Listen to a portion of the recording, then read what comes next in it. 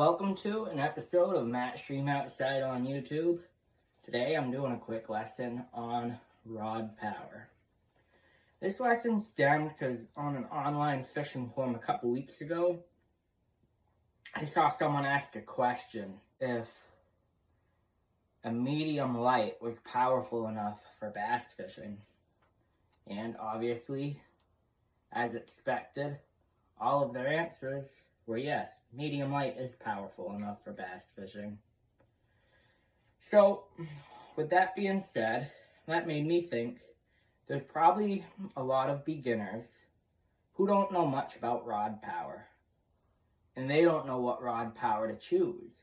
On top of that, a lot of cheaper rod manufacturers confuse power with action because they're being made cheap. And they'll write powers as actions. So like my cheapest spinning rod is an ugly stick and it calls itself a light action. Well, it's not a light action. It's a light power with a fast action. See, this rod will tell you that it's a ultralight fast action rod.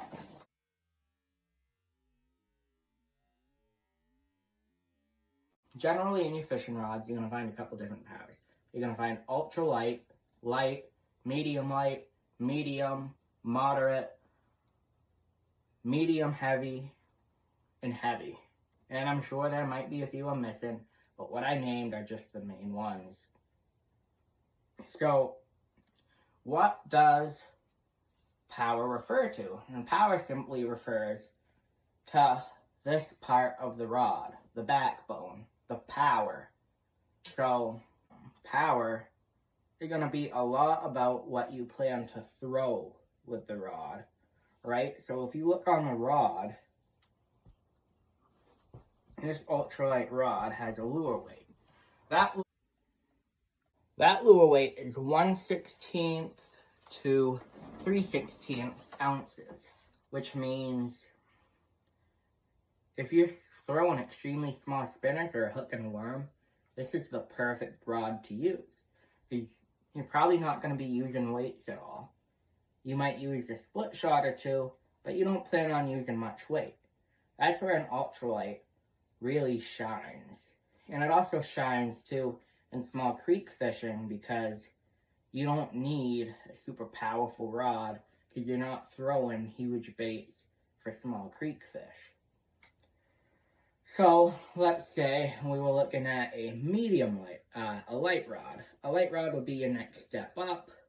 A light rod is going to be a little more powerful for this, and most light rods will, some of them will say you can throw a 1/16 ounce, and some of them will go up to like a 3/8 ounce or just under a half ounce. Others will be more like a 1/4 to a 3/8.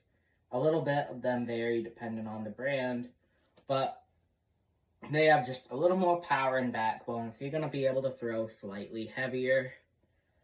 Medium, light, again, is going to be a little heavier than a light. Medium, you're going to have heavier lure weights again. Medium, heavy, heavier lure weights, and so on. Step up in your rod power, you're going to be able to throw slightly heavier things, and you're going to have a slightly heavier backbone.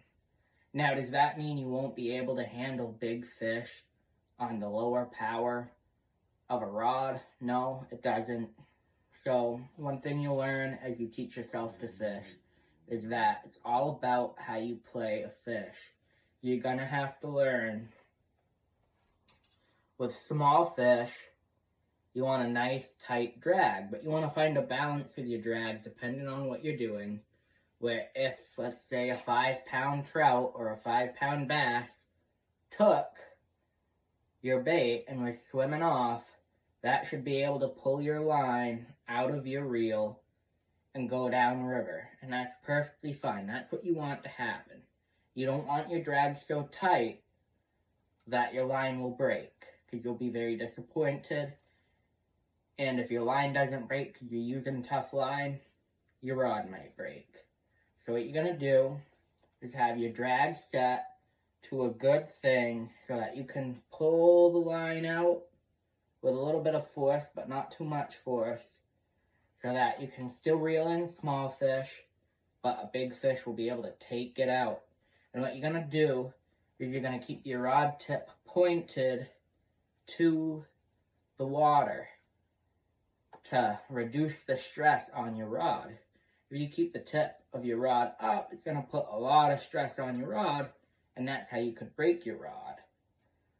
But just about any power of rod, you can catch just about any fish with, as long as you play the fish right. So, if you are concerned about big fish and the power of the rod you're using, don't be. And remember, the power of the rod is more dependent on what fishing bait you are using than it is on the fish you are targeting.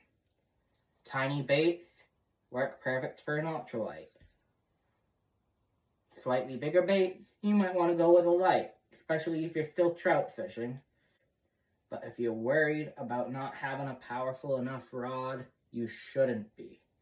Worry about matching the rod power to your lures before you worry about if your rod is powerful enough to handle a fish.